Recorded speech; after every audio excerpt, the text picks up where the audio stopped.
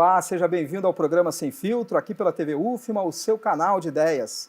A cada semana recebemos personalidades ligadas à cultura, política, educação e outras áreas para um bate-papo franco e inspirador sobre suas trajetórias e o mundo em que vivemos. No programa de hoje, a nossa conversa é com um dos nomes mais atuantes da televisão e do cinema brasileiro na atualidade.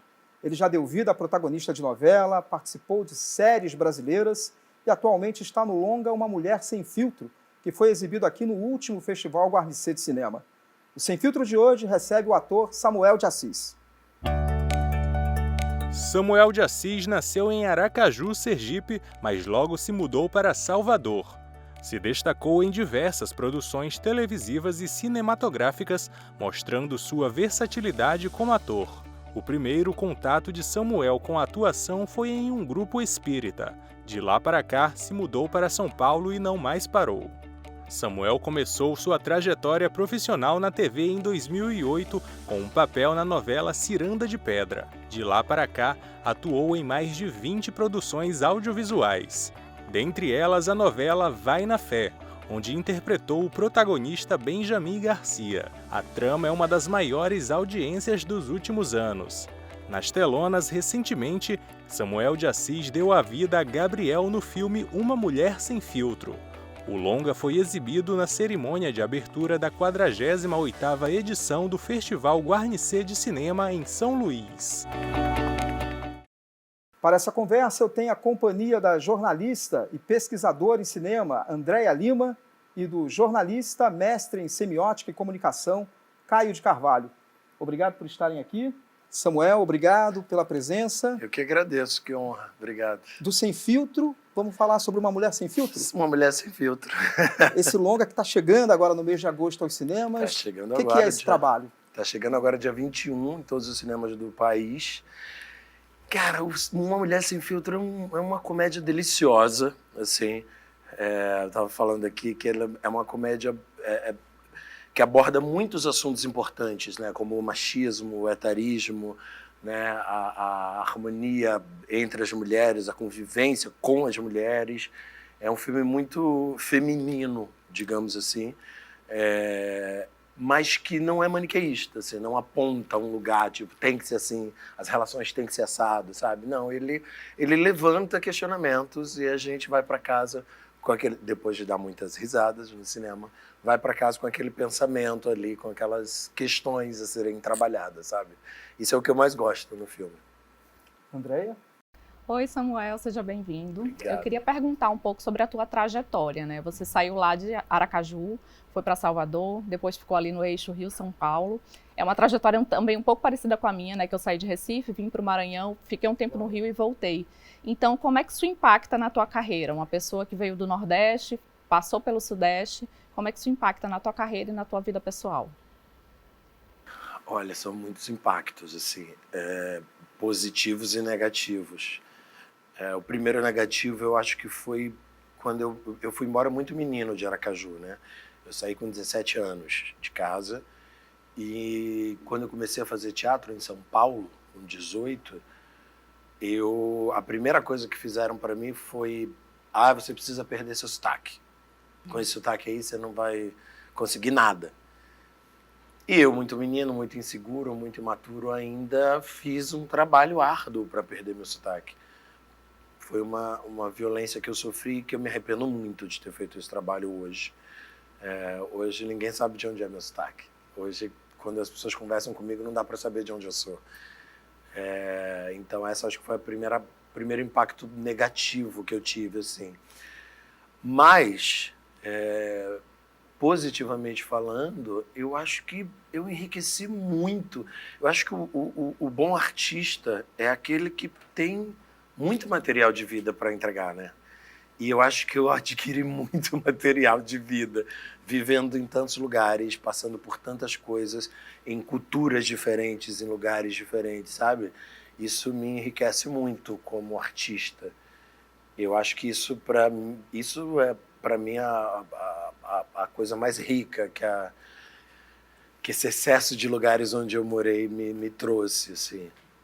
Eu acho isso bem importante. Eu acho que a gente tem que se jogar na vida mesmo. Para ser artista hoje, no Brasil, acho que a gente tem que se jogar na vida mesmo. Eu nunca tive medo disso. Eu nunca tive medo de recomeçar, porque a cada cidade que eu chegava, eu precisava recomeçar, assim, sabe? Eu precisava contar uma outra história, me reinventar. E eu me reinventei muitas vezes. E continuo me reinventando, graças a Deus. Eu acho que isso me enriquece muito. Bem-vindo a São Luís. Samuel, assim, você já trabalhou em várias produções, vários streamings, né? Fez 3%, fez Insânia, fez Love, né? Insânia na Star Plus, Love na Amazon. E você também fez novelas na Globo, né? Como é que é a diferença entre atuar para streaming e para novela? Para TV aberta, no caso? Eu não sei.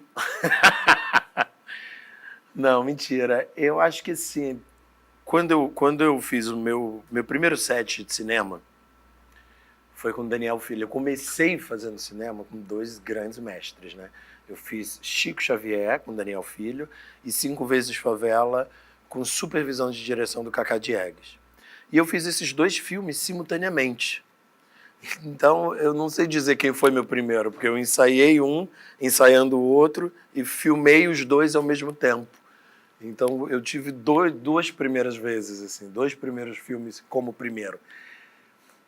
E eu lembro do dia que era a primeira vez que eu via um set de cinema, assim, eu tinha 26 anos, e eu lembro que o Daniel Filho, eu fiz um ensaio na minha primeira cena com o Ângelo Antônio, assim, e ele congelou o vídeo assiste com o meu rosto. E a assistente de direção falou, o Daniel tá te chamando lá. Aí eu falei, pronto, já entrei em pânico. Falei, vou tomar uma bronca, eu fiz alguma coisa errada, meu Deus do céu, o que eu fiz? E aí eu cheguei lá e ele falou, senta aqui. Aí eu ajoelhei assim do lado dele. E eu costumo dizer que ali eu tive a minha faculdade de atuação para cinema, que foi quando ele disse assim, você tá vendo seu rosto aí na tela? Eu falei, aham. Ele falou, eu acho que você ainda não tem a noção do quanto expressivo você é. Olha para aquela tela, olha para você e entenda que assim, no teatro a gente tem que fazer com que a senhorinha que está lá na última fileira, ela entenda tudo que você está falando e veja tudo que você está sentindo. Na televisão, a gente precisa sentir de verdade.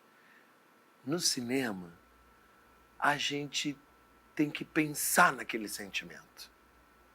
Quem vai arrancar ele de dentro de você é a câmera. No stream, eu acho que eu acho que depende do produto. Porque às vezes a gente faz filmes para stream e às vezes a gente faz série para stream. Eu acho que os filmes de stream, eles são mais parecidos com televisão e, às vezes, quando é um filme mais artístico, ele é mais parecido com a linguagem do cinema mesmo. As séries, eu acho que ela fica no meio termo, porque ela tem um naturalismo que a televisão pede, mas ela é obra fechada. Eu sei como aquilo vai terminar. Porque o difícil de fazer televisão é que você tem que ser extremamente natural, mas você não sabe o caminho que aquilo vai dar. É que nem na vida. A depender do público, né? De como ele vai responder. Exato. Tem isso, né? A gente tem ali, a gente recebe por blocos, então se eu estou gravando ali uma faixa entre o capítulo 1 e o 15, eu não sei o que esse personagem vai virar lá no 20º, 30º capítulo, no final da novela, como ele vai acabar, entendeu? Então, tem o naturalismo, mas cada cena tem a sua independência, digamos assim. Porque eu posso até ir colocando algumas coisas, uma pitada, sabe? Se eu tenho uma relação com você, mas eu percebo que ali tem uma ceninha com ela que eu falo, isso aqui pode dar alguma coisa. Então, eu, como ator, posso ir dando umas pinceladas, umas pitadas, empurrando para que meu personagem venha para essa relação. E aí, cabe ao autor escolher se ele vai me dar essa corda ou não. Quando você faz stream, quando você faz uma série, é obra fechada. Eu sei tudo, como ele começa, o que ele vai fazer e como ele termina. Então, eu tenho que dar naturalismo a uma coisa que já está estipulada. Parece meio abstrato mesmo, parece uma loucura mesmo, mas quando você está na prática da atuação mesmo, isso fica muito claro, assim, sabe? É mais orgânico, assim. É meio difícil de entender para quem está em casa, eu digo, mas quando você está fazendo a coisa, ela é mais fácil, ela é mais orgânica. Samuel, eu queria voltar para a questão do Nordeste que você falou, até da perda do sotaque que você foi obrigado a ter. Como que você vê esse cenário hoje? Assim? Há um reconhecimento daquilo que é a produção hoje mais local, até do ponto de vista daquilo que é a cena de São Paulo, do Rio, do Sudeste do país, e essa aceitação hoje, por exemplo, desses sotaques, ela existe ou é do mesmo jeito? Eu acho que está bem melhor, em todos os sentidos. Você vê aí Renato Góes fazendo um Ivan em Vale Tudo com o sotaque dele. E é lindo ver. Isso é Brasil. O Brasil é assim. A gente vai para qualquer estado do país e tem todos os sotaques em qualquer estado do país. Né? Principalmente quando uma história se passa no Rio ou em São Paulo, que são cidades insuportavelmente cosmopolitas, sabe? Então, tem sotaque do mundo inteiro nessas cidades, sabe? Nesses estados. Eu acho que isso está mais aceitável, sim. Eu acho que vai de escolhas. Por exemplo, quando eu fiz o Benjamin em Vai na Fé, tinha uma história ali.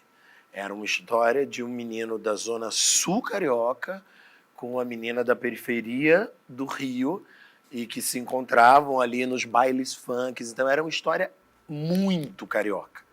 Então eu tentei pesar um pouco no carioquês, né, do sotaque, assim. Talvez por isso eu acho que tá até hoje meio carregado. Mas aí foi uma escolha, assim. Esse cara nasceu aqui, então eu acho que eu tenho que fazer, assim. Isso nos permite brincar, sabe? E eu acho que em todos os sentidos, porque hoje, se você for olhar para o cinema que a gente tem hoje no Brasil, os mais premiados, os diretores mais importantes, são todos nordestinos. Os diretores são nordestinos.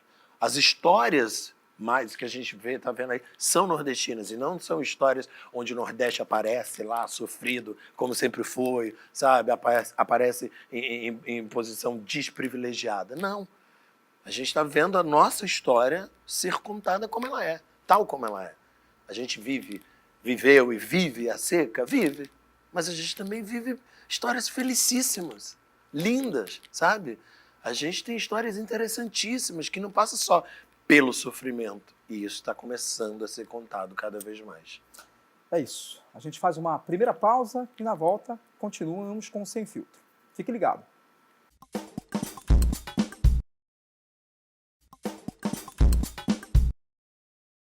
O programa Sem Filtro está de volta aqui pela TV UFMA, o seu canal de ideias. Hoje conversando com o ator Samuel de Assis. Para essa conversa eu tenho a companhia dos jornalistas Caio de Carvalho e Andréia Lima. E é com a Andréia que a gente começa esse bloco. Oi, então dando continuidade a essa questão da temática do Nordeste, né? Recentemente eu ouvi um podcast teu com a Maria Ribeiro e aí me impactou bastante uma frase que você falou no podcast, que é essa questão que quando se nasce preto, pobre, nordestino, a gente nasce político. Então a gente percebe que o cenário do audiovisual brasileiro ele modificou muito nas últimas décadas. Uhum. E como é que você percebe isso? Aí eu vi uma outra entrevista também que você fala dessa questão como você discutiu com o diretor, o tipo de papel que você deveria, que não dava para fazer bandido mais na televisão, que você não se reconhecia nesse tipo de papel. Então, como você percebe essa trajetória no cinema brasileiro, né? É isso. Eu costumo dizer que, assim, no Brasil que a gente vive, sendo preto, nordestino, chegar aos 43 anos, que é o que eu tenho hoje, é uma vitória, é um ato político, né? A gente nasce nesse país para ser morto antes disso. Então, chegar nessa idade vencendo, tendo uma carreira consolidada, sendo reconhecido por isso, como a Elza Soares diz, é a nossa maior vingança. Mas é um ato político, assim, eu não tenho como não ser político, sabe? O meu corpo é um corpo político, eu falo isso sempre. E eu acho que isso... Eu vou fazer uma comparação aqui, assim, Vai na Fé era uma novela, antes dela existir, que era uma novela que não tinha aposta nenhuma. E não tinha aposta nenhuma porque era a primeira novela do Brasil feita com um elenco 70% de pretos que não estavam em posição de subserviência. E aí virou o maior fenômeno da televisão brasileira.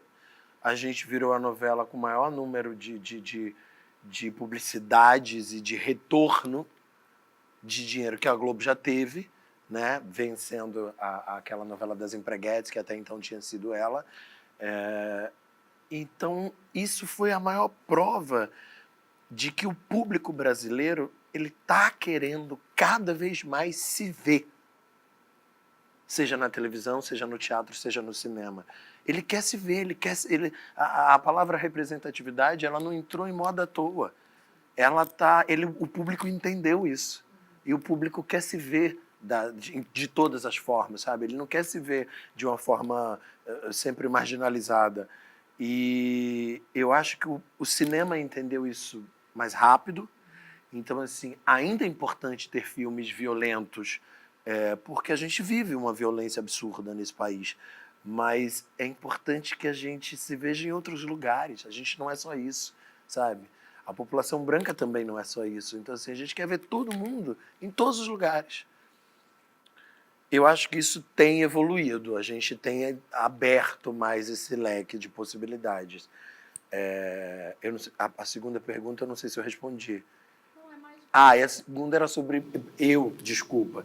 Eu tinha uma coisa, que teve uma época da minha vida, quando eu estava começando a fazer cinema, logo depois desses 2 primeiros filmes que eu fiz, que foi o Chico Xavier e 5 Vezes Favela, que as pessoas olhavam a minha foto, as produções de elenco, né, recebiam uma foto minha e me chamavam para fazer teste. Era naquela época áurea do cinema sobre histórias violentas, sobre histórias de favelas e tal.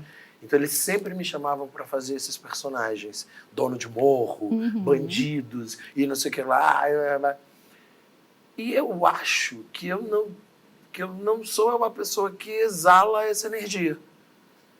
Então, eu reprovei em todos os testes de cinema e entrei numa grande crise. Falei, eu não sou ator, não sei fazer isso, não sei fazer... E não, eu acho que eu só não me encaixo nesse lugar. E se eu tiver que fazer, hoje mais maduro eu entendo isso, se eu tiver que fazer, eu vou fazer um outro tipo. O meu vilão não vai ser o mesmo vilão do Jonathan Azevedo, por exemplo, sabe? Que é um preto nascido e criado no morro carioca. Eu cheguei no Rio de Janeiro tem pouquíssimos anos. Eu não tenho a realidade do morro, sabe? Então eu não acessava aquele lugar. Foi uma crise, mas eu entendi que era um lugar que eu não pertencia. E aí eu mudei a estratégia. Eu fui fazer outras coisas, eu fui fazer outros teatros, busquei fazer outros personagens, fui melhorando o meu corpo, minha aparência, para poder chegar em outro lugar. E aí foi quando eu entrei nesse lugar que a Globo me botou de protagonista, galã, como eles chamam, que eu tenho horror a esse nome. E aí eu fiquei nesse lugar, sabe? Mas eu acho que eu acho que a gente também tem que ter essa consciência de saber aonde qual a estratégia que a gente usa para chegar, para abrir portas, e aí, uma vez que as portas estão mais abertas, a gente poder fazer qualquer coisa, sabe? Seus filmes antigos, tal, eu me deparei com o Doutrinador. De 2018, né? Que estreou que meio que... Ele era do Space, que era série e filme do Space, aí depois foi para Netflix. Ele era um quadrinho, veio dos quadrinhos e tal, né? E é um filme que... Primeiro teve o filme, depois a série, se não me engano. Foi, a gente fez tudo junto e lançou em poucos meses de diferença. O filme é de 2018, correto? Os dois. Pois é, e ele estreou num momento bem tenso, né? De virada, ponto de virada do Brasil e tal. E muitas leituras desse filme apontam, né, que o protagonista é aquele cara antipolítica, que está desacreditado, um justiceiro, que quer... Enfim. Só que hoje, vendo esse filme hoje, com certo distanciamento, como é que você encara a proposta dele? Como é que você já lê essa proposta dele? Como é que você... Ah, eu acho que eu continuo tendo a mesma opinião, assim. Eu acho que e quando eu topei fazer esse filme, eu lembro que assim, eu falava, meu Deus, mas eu vou fazer um filme que defende isso? Um protagonista que sai matando a torto e a direito para se vingar, sabe? É um limiar muito do que esse cara defende, assim, sabe? Ao mesmo tempo que ele está fazendo isso porque ele perdeu a filha e ele quer exigir essa política pública de saúde pública, de tudo que não existe, mas também vai sair matando todo mundo. Mas eu topei porque o meu personagem era justamente esse cara. Era o cara que dizia para ele, era um policial que descobre, né, que vai descobrindo aos poucos quem era o doutrinador. E era o cara que dizia para ele, cara, não é isso que se resolve, assim, eu acho que eu me identifico com o personagem que eu fiz nesse lugar, do tipo, não, a gente tem que aprender a conversar. Era um contraponto com relação ao Era protagonista. um contraponto justamente ao protagonista, assim. A gente chegou a discutir, inclusive, sobre isso, tipo, o filme chama o doutrinador, tudo bem, ele é o protagonista, mas eu acho que eu briguei muito para que o Edu, que era o meu personagem, ele ficasse maior do que o que ele era no papel. Porque eu falei, se a gente não subir esse cara, se a gente não botar esse contraponto, se a gente não mostrar que o que a gente acredita, a gente que está fazendo o filme, essa série, que o que a gente acredita é o que o Edu prega, a gente vai estar defendendo uma coisa muito perigosa. E isso eu não quero, sabe? Então, e eu lutei muito, assim, consegui algumas coisas, outras não, mas eu lutei muito para que o Edu ganhasse uma importância bem maior do que ele tinha no papel, do que ele tinha no quadrinho, inclusive. Porque o quadrinho, que era do Luciano, é muito mais tendencioso a ser uma história bem mais violenta do que o filme é, que já é bem violento. Como é que você vê o papel do artista dentro dessa sociedade muitas vezes polarizada, dentro desse contexto que foi levantado por Caio? É um papel de posicionamento? É um papel de fazer sua arte? Como é que você observa isso? Qual é a sua opinião sobre isso? Eu acho que a gente, assim, eu acho que a gente tem uma responsabilidade muito grande porque somos, sim, formadores de opinião. Eu não sei se eu gosto muito disso, porque isso traz uma responsabilidade que às vezes eu não sei assumir. E tá tudo bem, eu sou humano. Eu não preciso saber sobre tudo. Eu não preciso ter opinião sobre tudo. Às vezes, eu não sei falar, eu não sei discutir sobre um monte de coisa que as pessoas exigem de mim que eu saiba. E eu falo, mas eu sou tão humano quanto você. Você sabe discutir sobre tudo? Não, então por que eu tenho que saber? Só porque eu sou ator? Nas redes sociais isso acontece o tempo inteiro. Isso acontece o tempo inteiro, assim. Então, eu acho que assim, o meu trabalho é levar arte para as pessoas. É fazer as pessoas refletirem sobre si e sobre o mundo em que elas vivem. Esse é o meu ofício. E fazer com que as pessoas tentem melhorar a partir do meu trabalho. Isso eu acredito que é o meu ofício. Claro que eu tenho os meus posicionamentos, as minhas questões, como todo mundo, e eu tento mostrar as mil facetas daquele posicionamento que eu tenho, né? O porquê que eu acredito em tudo aquilo.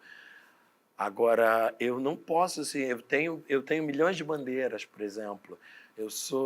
Foi o que eu disse, o meu corpo é um corpo político. Você vê o primeiro protagonista galã preto da televisão brasileira, a primeira novela que teve um casal preto, sem um casal branco para validar o casal preto, um casal preto sozinho como protagonista na novela, fui eu e a Sharon. Então, assim, isso não é política?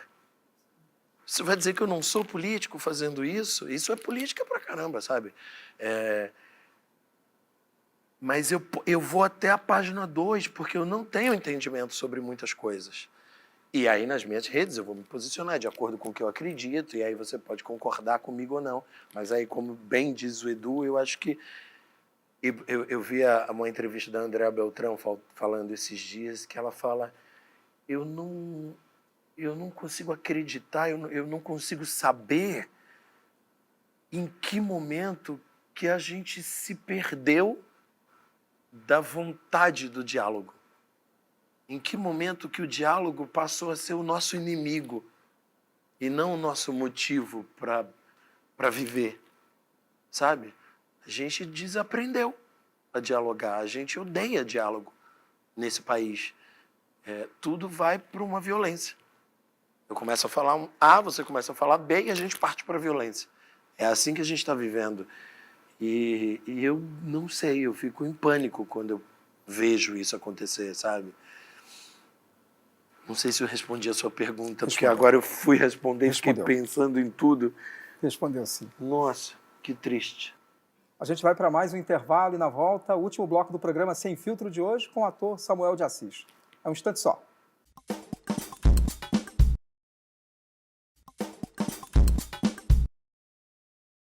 Voltamos para o último bloco do programa Sem Filtro aqui pela sua TV UFMA. Nosso entrevistado de hoje é o ator Samuel de Assis. Participam dessa conversa os jornalistas Andréia Lima e Caio de Carvalho. E é com a Andréia, de novo, que a gente começa esse terceiro bloco. Então vamos lá. Eu queria saber um pouquinho a tua opinião sobre a questão do gênero comédia, né? Porque você lançou agora Uma Mulher Sem Filtro, que é a direção do Arthur Fontes, né? E a gente sabe que na trajetória do cinema brasileiro e do cinema mundial, né? A comédia é considerado muitas vezes um gênero menor. E a gente sabe que muitas vezes é um gênero que leva mais gente ao público e que movimenta essa indústria, né? E não tem cinema sem indústria. E que é uma grande questão do cinema brasileiro, essa questão da indústria, né? Então, como você avalia isso? O que você pensa sobre esse tema? Eu acho a frase mais absurda e ridícula do planeta Terra dizer que a comédia é um gênero menor, sabe? Se o povo soubesse como é difícil fazer comédia. Meu Deus do céu. É muito difícil. É muito difícil. Esse é o meu primeiro filme de comédia. É a primeira vez que eu faço comédia no cinema. É a primeira vez que eu faço comédia no cinema. Eu nunca fiz comédia na televisão. E eu só fiz comédia no teatro. Eu achava até ontem que eu jamais iria fazer comédia, porque eu acho tão difícil, e eu acho que o fato de ninguém nunca ter me chamado é um sinal de que, de fato, eu não sei fazer. Eu sempre acho isso. Mas é mentira, eu sei fazer, tá? Podem me chamar. Podem me chamar, tá, gente? Não, é que assim, a comédia, ela é matemática. Uhum.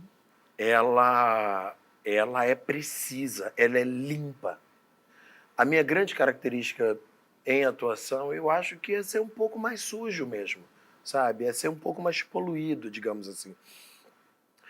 E que o drama me permite mais. A comédia não, a comédia ela tem que ser limpa. A comédia é 1, 2, 3, riso. 1, 2, 3, riso. 1, 2, 3, riso. É puro time, é pura matemática. Se não riu, errou. Se faz 1, 2, 3, o riso não vem. Sabe? 1, 2, 3, não vem. Tem que ser sempre 1, 2, 3, tá. Acho que eu vi uma vez a Ingrid Guimarães falando uma vez que quem faz comédia faz qualquer coisa. A gente vê pela Fernanda Torres. Exatamente. Né? E então, não necessariamente quem faz drama faz comédia muito bem. Exato. O contrário não é. O contrário, a verídica, o contrário não é tão verídico assim. Então, eu acho isso um absurdo, essa frase. Eu costumo dizer que comédia é como música. Música é a arte mais imediata, né?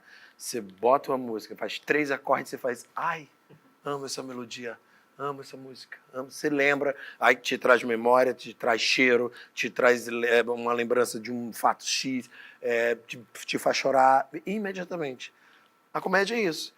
Você faz 1, 2, 3, rio. Ai, por que eu ri? Ai, eu ri disso. Ai, meu Deus, é porque isso faz... Aí você já começa a pensar por que você riu, por que ela está fazendo daquele jeito, ou ele está fazendo daquele jeito, e aquilo te faz pensar muito. Uma Mulher Sem Filtro, que foi o filme que eu acabei de lançar agora, aqui no festival, é isso, assim. Ele não é um filme que você gargalha do começo ao fim, mas é um filme que você ri muito. E de situações que às vezes você fala, ai meu Deus, eu ri disso. Eu deveria estar rindo, sabe? E aí às vezes você tem vergonha do que você acabou de rir, de ter rido daquilo que você riu. Às vezes você fala, meu Deus, é verdade, é exatamente assim que acontece.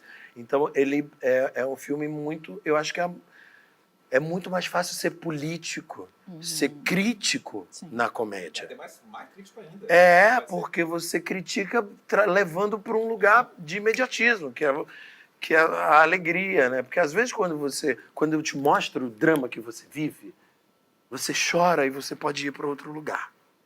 Quando eu te faço rir, te mostrando o drama que você vive, você ri e automaticamente na mesma hora você pensa sobre aquilo. Você reflete sobre aquilo. Então é muito mais rápido. A comédia é um gênero muito mais rápido em todos os sentidos. E isso eu acho primoroso da comédia. Puxando o gancho do filme, eu queria ressaltar que esse filme ele faz parte de uma série internacional de remakes, né, do longa, De remakes. Sem Filtro, chileno. Começou com o filme chileno Sem Filtro, né? Uhum. Aí a história foi recontada várias vezes. Na Argentina com Reloca, na Espanha com Sem Rodeios, no México Una Mujer Sem Filtro, no Panamá Sem Pepitas em La Lengua, no Peru Reencontra Louca, E aqui na TV UFMA, Sem Filtro. e na Itália Cambio Tutto. Então é a mesma história sendo recontada. A mesma premissa, alguém que explode depois de muito se calar. Eu achei muito interessante porque tem 5 remakes, 6, da mesma história. O que tu acha que ela tem tanta demanda assim, né? Força? Por que eu achei muito interessante isso. Eu acho que varia de lugar para lugar. Assim, eu não assisti todos os remakes, Não, claro. Eu claro. também não. Mas eu vi trailers e conversei muito com o Arthur, que viu, que é o diretor, o Arthur Fontes. E tem uma primeira coisa que chamou muita atenção do Arthur, e isso é perceptível até nos trailers, se você vê os trailers de todos esses remakes. São histórias muito machistas. Porque é sempre a mulher que é a protagonista, né, sem filtro. É sempre a mulher que depois de muito se calar, depois de engolir muito sapo, resolve sair falando um monte de verdades. E aí, quando esse filme chega aqui, o Arthur teve a ideia de chamar a Tati Bernardes para fazer a adaptação.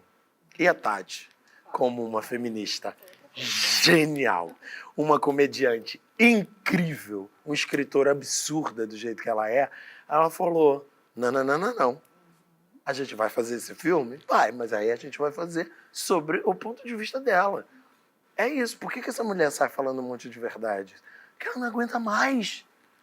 Porque é a mulher de 2025. A mulher de 2025 não aguenta mais esse machismo que está matando ela há milênios, sabe?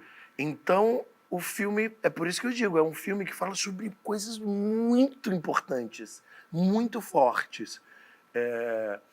Levanta questões muito fortes, porque ela falou assim, não quero um ex-namorado, melhor amigo que finge gostar de mim, que diz que gosta de mim, que é apaixonado por mim, mas que me castra, que abusa de mim, de quem eu sou, do meu jeito de ser, sabe? Com um marido encostado que não faz nada, com a irmã que eu tenho que sustentar, com um chefe que é absolutamente machista e etarista.